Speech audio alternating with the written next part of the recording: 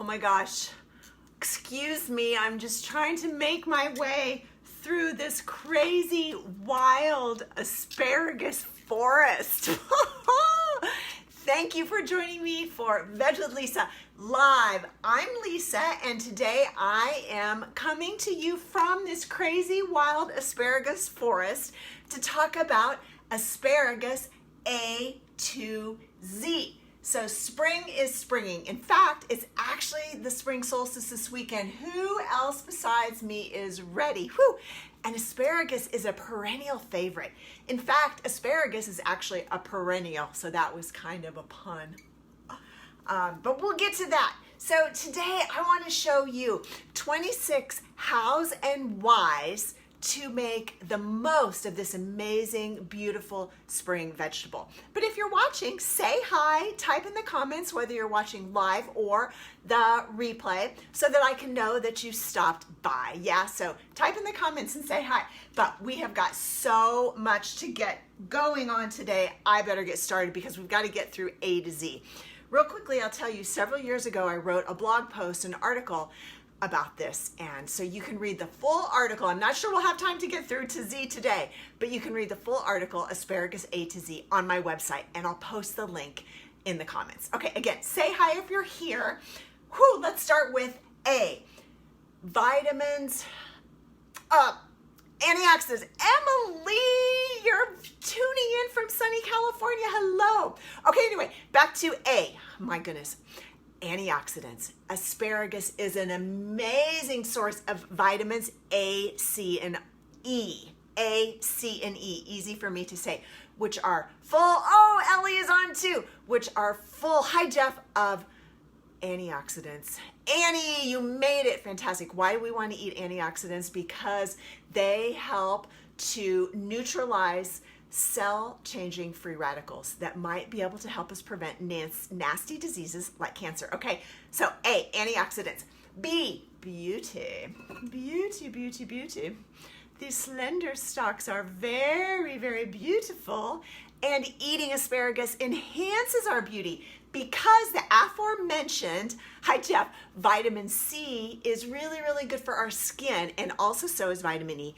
And asparagus, vitamin C and vitamin E help promote natural collagen boosting, so you don't have to go buy those fancy, expensive skin creams, ladies and gents. C, colorful. Eat the rainbow. Asparagus comes in green, yes.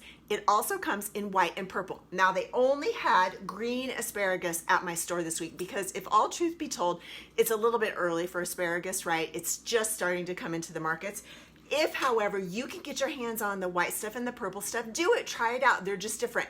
White asparagus is simply green asparagus that has been grown in the dark. It sounds like cruel and unusual punishment. Punishment, I know. But it's the chlorophyll in this that makes it green, and that comes from the sunlight. So you take away the sunlight, no chlorophyll gets produced, and the asparagus is white. If you are lucky enough to get some purple asparagus, they have extra special antioxidants. The pigments, I'm so excited. How am I ever going to get through the alphabet? Oh my gosh. The pigments that make it purple are actually called anthocyanins, and they are extra special good for us. Eat the rainbow. D, okay, finally we get down to the good part. Where's my cooked asparagus? So, many of you might like to dip things, crackers, chips, crunchy things, which is fine. However, did you know that these beauties are fantastic dipped in hummus? Dipped in guacamole. Dipped in. You get the point. So good. E, eggs. Eat the alphabet too. That's right, Rob.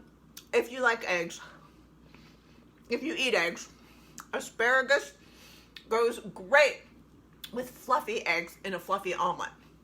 Now, if you don't eat eggs, if you have a 100% plant-based diet, you're gonna want to stay tuned because I'm gonna be showing you in a future episode how to make a delicious chickpea flour frittata. Okay, F, folate.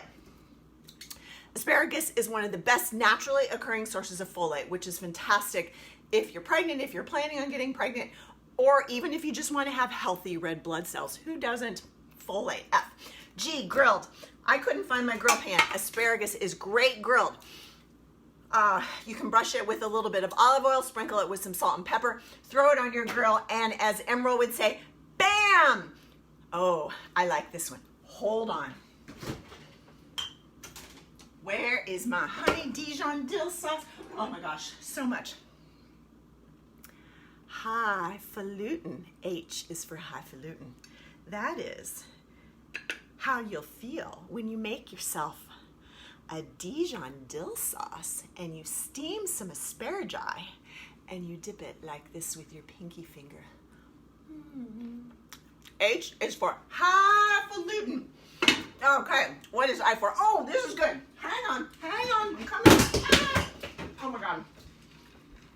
There's chaos around here. I is for ice. Check this out.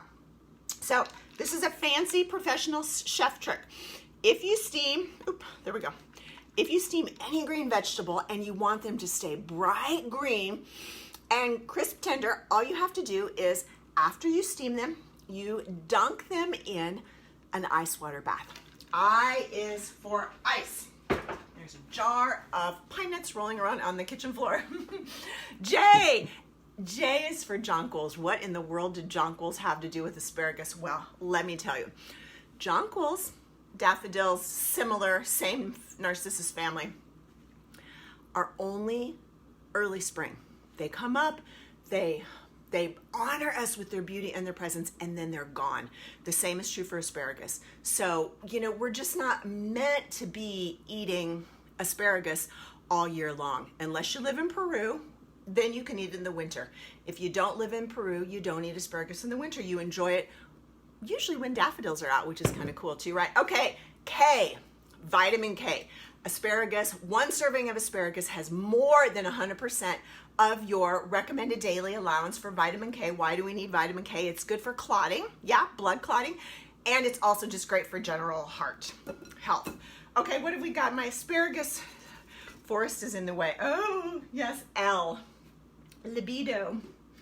Not only is asparagus very suggestive to look at, it has histamine, which is important for the promotion of good sexual health in both men and women. So it's good for your libido. M, okay, I love this one. Mediterranean. Did you know that asparagus originally was cultivated for consumption for human yumminess in the Eastern Mediterranean thousands and thousands of years ago, more than 2,000 years ago for a fact, which is one reason why asparagus goes so well with the sunny flavors that also come from the Mediterranean, like oranges, like pine nuts, like lemons, like dill, like fennel perhaps as well. Okay, N is for nation and perhaps naughty. Can you guess, Ellie, which country produces the most asparagus for eating?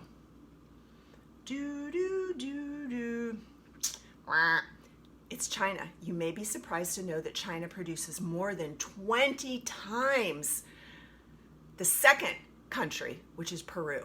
Okay, so if you live in China, fantastic. Eat asparagus grown from China. If you don't live in China, this is the naughty part. Think of the carbon footprint. So this is another amazing reason to know where your food is grown. Eat seasonally and eat locally whenever possible, right? Okay, what else have I got? O is for organic. Actually, I'm just gonna turn you down here. You can look at my workspace and then I'll pop back and forth in my asparagus forest. Does asparagus need to be organic? Well, I encourage buying organic whenever possible because it's best for the planet and I believe it's best for us. But however, when availability and your pocketbook don't allow, asparagus is on the Clean 15 list, the Environmental Working Group's most recent 2021 list of the most contaminated, pesticide contaminated fruits and vegetables and the cleanest, and asparagus is on the Clean 15 list. Okay, that's fantastic. All right, oh my gosh, we're all the way down to P. We're making great time. Whew. What about that asparagus P? Well, Yes, it might make our pee stink, and that's because it's got a compound in it called asparagic acid or something like that I can't remember how to say. Yeah, asparagusic acid, that's it. That, when broken down by our body, turns into a sulfuric compound. Well, sulfur is smelly, so therefore that's the reason for the asparagus pee. Okay, be quick about it. So if you are going to steam asparagus, you can. Let me show you how, however. What I like to do is to take just a dry skillet, and drizzle it with just a teeny bit of olive oil. Yeah, let me turn you down here. And then I like to place my asparagus spears in the pan like this. I put it on the heat, I give it a swirl, and then if necessary, I toss just a little bit of water in at the end so you can cook it quickly, because it's super easy to overcook asparagus and turn it to mush. Yep, that's Q for quick. R is for roast. So here's my asparagus. Again, a drizzle of olive oil, a little pinch of salt, and a sprinkle of black pepper. Pop this in the oven or even the toaster oven, and asparagus is fantastic roasted. Yep. Okay, I love this tip. S is for storage. So if you come back to our jonquils, my very sad little jonquils, you store them in a vase of water, right? Well, we could think of the same thing with asparagus. I love to bring my asparagus home and just stick it in a glass like this. If you have more asparagus than will fit in a glass, you can make this lovely little bouquet. Yeah, you can see I'm going to be eating asparagus for quite some time. Emily, when are you coming home? All right, so that was S for storage. Oh, I have another really quick S. S is for size. Doesn't matter with asparagus. In fact, let's see. A lot of people are under the impression that these little skinny ones are somehow better. I'm going to tell you, I like the big boys the best. They're not, this is not an overgrown, over-fatted, thin asparagus. It's simply a different variety. It comes out of the ground, fat. This comes out of the ground, skinny. Personal preference. Try it for yourself. T for trimming. Okay, I love this tip. Let me get my roasting pan out of the way and bring you down here where you can see.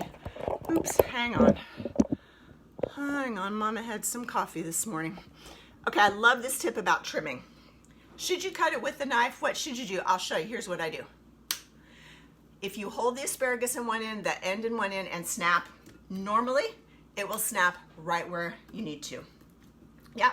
So see, you can see these big ones. We don't want this tough woody end. That's gonna be yucky. Save these. We're gonna get to these in a second. Okay, oh my gosh, U is for unique. Asparagus has this amazing, fun and funky taste. It grows straight out of the ground. If you've never seen asparagus growing out of the ground, you need to Google it and look, unless you know somebody with asparagus in their garden like my mother, right? So it's super interesting, it's super cool, and it's grassy, and this vegetal taste can make it really hard to pair with wine. So what is a girl to do? Well, I can tell you with any of my hard to pair foods, my go-to is a glass of bubbles. By the way, have you ever had those cans? They're not bad.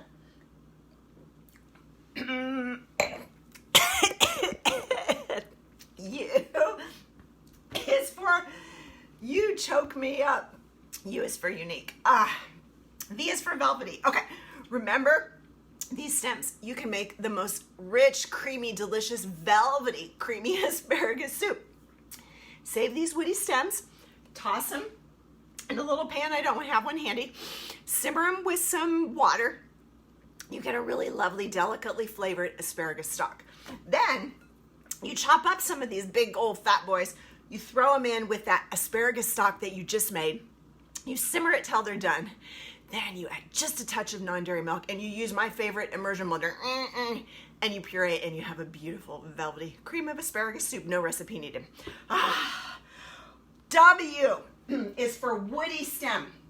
So if you're not gonna make all of those, if you're not gonna make that soup, what in the world do you do with these big thick stems that you trim off? Well, you can throw them in your compost pile. However, you can also save them. I got this trick from my friend Karen's Italian stepdad.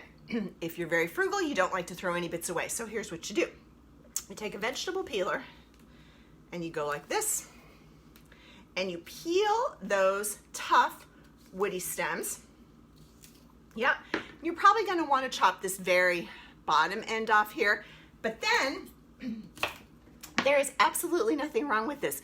You can slice it. Hi, Annie. You can slice it and you can put it in your omelets, your chickpea omelets, or your regular egg omelets. You can also slice it and put it in your pasta, which I'm going to talk about a bit. So save the W woody stems. Z for zero, or X for xeriscaping. Xeriscaping is basically using natural plants that don't require much water to grow. Asparagus is one of those. It's a perennial. It'll grow wild. So if you live in the Midwest and you've got room for a garden, plant some asparagus. Okay, we're almost done. Yes. Why? Why is for yes. So one serving, about the amount of this, probably not even, has only 40 calories. So say yes to asparagus. We need all kinds of fruits and veg, 5 to 10 servings of fruits and veg per day. These are so low in calories, you can guilt-free eat all that you want, and you can tell them that Lisa told you so. Okay, what is Z? Z is for ziti. What does ziti have to do with asparagus? Asparagus goes great with almost any pasta. So cook some ziti, saute a little bit of olive oil, a little bit of garlic, chop up some of these bad boys. Let me show you another trick. Slice them on the diagonal like this. They're really, really pretty. Throw them in a skillet. Toss them with your pasta. Save a little of the pasta cooking liquid, which I actually did. I just ran out of time. I didn't have time to put the pasta dish together for you. Save a little of that pasta cooking liquid, a little extra virgin olive oil, a little salt and pepper, some chopped black olives. Remember the sunny flavors from the Mediterranean. A little bit of lemon zest perhaps, and a sprinkle of fresh dill. Whew! That, my friends, is asparagus A to Z. So, if you want to read the whole article, Asparagus A to Z, it's on my website. I'll post the link in the comments. Meanwhile, I had a lot of asparagus to eat. Thank you for joining me in the asparagus forest for Veg with Lisa Live. See you next week.